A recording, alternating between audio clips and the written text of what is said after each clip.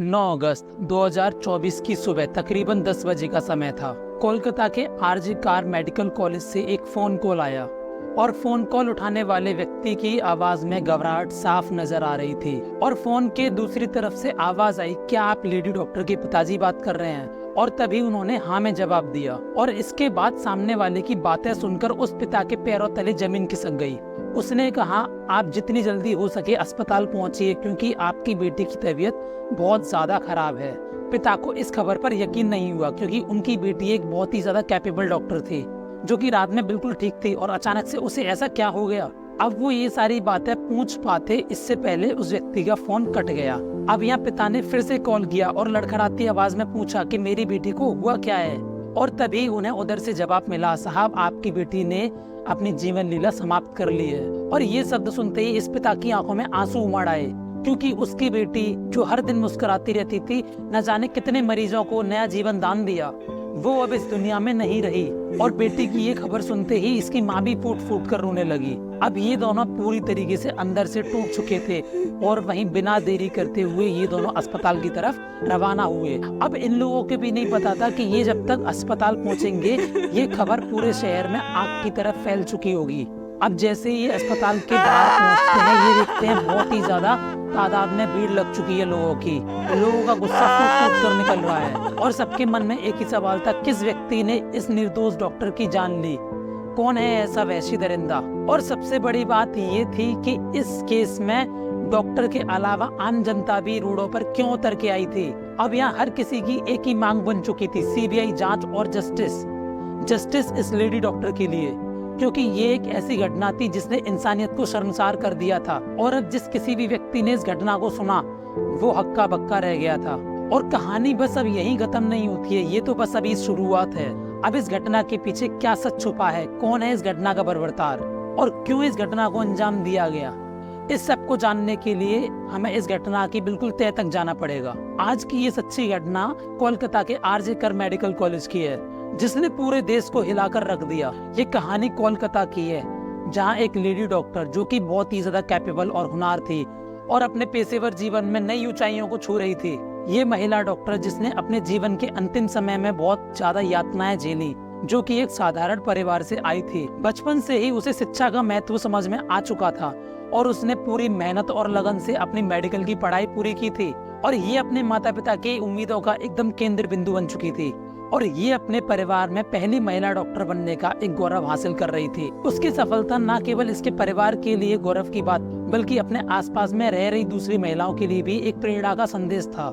और medical college में उसने खुद को साबित करने के लिए हमेशा से कड़ी मेहनत की और हमेशा से ही ये दूसरे लोगों को, मरीजों को सेवा करने की प्रेरणा दिया करते थे। और इसने हमेशा अपनी परीक्षा के दौरान अपने जूनियर्स और सीनियर्स के साथ मिलकर काम किया और हमेशा मरीजों के साथ मुस्कुराते हुए उनकी देखभाल किया करती थी और अपने काम के प्रति बहुत ही ज्यादा समर्पित थी। लेकिन कोई नहीं जानता था उसका ये समर्पण एक दिन उसे भयानक अंत की तरफ ले जाएगा। 2024 8 अगस्त की रात को लगभग 11 बजे उसे उसकी माँ का फोन कॉल आया और माँ ने हर रोज की तरह अपनी बेटी की खैर खबर ली और इस लेडी डॉक्टर ने भी मुस्कुराते हुए जवाब दिया, माँ मैं बिल्कुल ठीक हूँ और मैं अब मरीजों को देखने जा रही हूँ। और ये उनका आखिरी फोन कॉल था। अब माँ को ये संतोष था कि उनकी बेटी अपने काम में व्यस्त है और सुरक्षित है। लेकिन यहाँ नियति कुछ और ही खेल खेल रही थी। रात 12 बजे के आसपास जब सभी लोग अपनी थकान मिटाने के लिए सोने की तैयारी कर रहे थे और डॉक्टर्स ने अपने 2 जूनियर सहयोगियों के साथ बैठकर हंसी मजाक करते हुए खाना खाया और खाना खाने के बाद उन्होंने बोला कि वो काफी ज्यादा थके हुए हैं और वो सोने के लिए 4थी मंजिल के सेमिनार हॉल में जा रहे हैं। किसी ने सोचा भी नहीं होगा कि वो आखिरी बार किसी के साथ ऐसे मुस्कुराते हुए देखी गई। अब 9 अगस्त की सुबह जब उसके पिता को वो भयानक फोन कॉल आया और उन्होंने इस बात की जानकारी अपनी पत्नी को दी और तब दोनों ही घबराए हुए अस्पताल की ओर भागे। और जब वो लोग अस्पताल पहुंचे तो वहाँ का दृश्य किसी रात के डरावने सपने से कम नहीं था। अस्पताल के गलियारों में अफरा तफरी का माहौल था और इस लेडी डॉक्टर का शरीर अधनग्न अवस्था में खून से लथपथ वहाँ पड़ा हुआ था और इस लेडी डॉक्टर के शरीर पर जगह जगह चोट के निशान पाए गए और इसकी गर्दन की हड्डी टूटी हुई थी।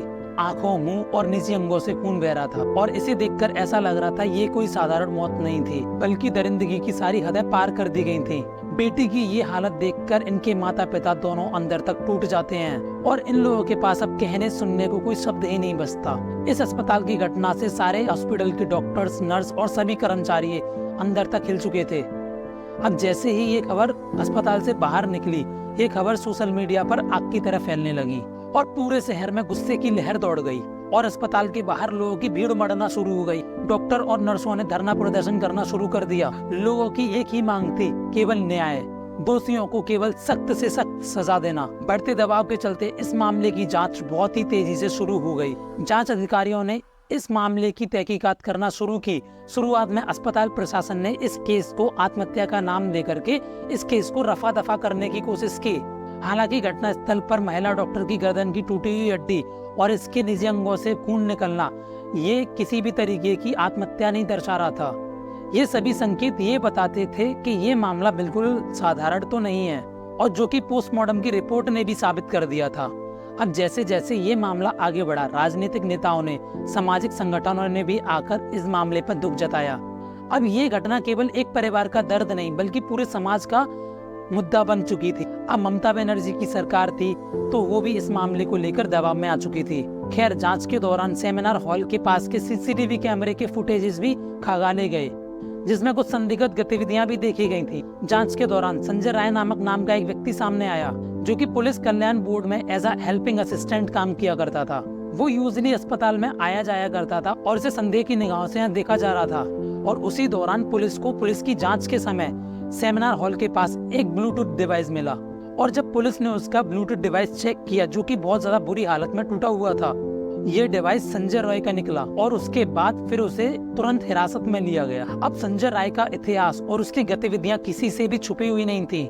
उसने कई शादियां की हुई थी और जब उसकी पत्नियों से मन भर जाता था तो वो अपनी पत्नियों को छोड़ दिया करता था, और उसकी एक पत्नी की ऐसी ही संदिग्ध परिस्थितियों में मौत भी हुई थी और उस समय किसी ने इसकी शिकायत नहीं की थी और वो खुद को एक पुलिस वाला बताया करता था। और जांच के दौरान पुलिस को भी कई चुनौतियों का सामना करना पड़ा था। संजय राय की गिरफ्तारी के बाद पहले तो उसने किसी भी गुनाह को स्वीकार नहीं किया था, लेकिन बाद में जब उसे कड़ी पूछताछ का सामना करना पड़ा तब उसने अपने अपराधों को कबूल कर लिया।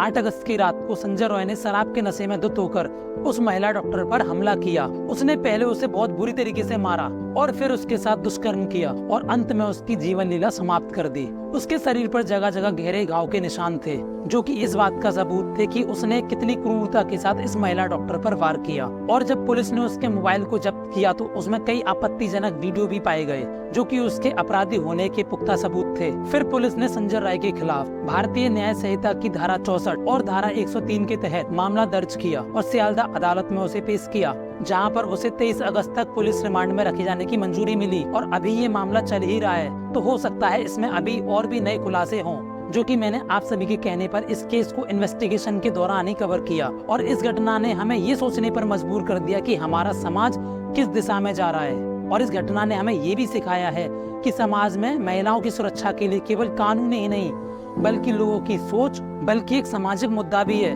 जो हमें बचपन से ही छोटे बच्चों को भी सिखाना होगा कि नारी शक्ति ही जीवन है। बाकी अगर आप लोगों को हमारा ये छोटा सा प्रयास समझ में आया हो तो चैनल को सब्सक्राइब करके हमारी इस यात्रा में जरूर जुड़ें और इस वीडियो को ज्यादा से ज्यादा अपनी व्हाट्सएप स्टोरी पर, अपनी इंस्टाग्राम स्टोरी पर जरूर लगाएं। और अगर आप चाहो तो मुझे इंस्टाग्राम पर फॉलो कर सकते हैं। वीडियो देखने के लिए आप सभी का तहे दिल से शुक्रिया।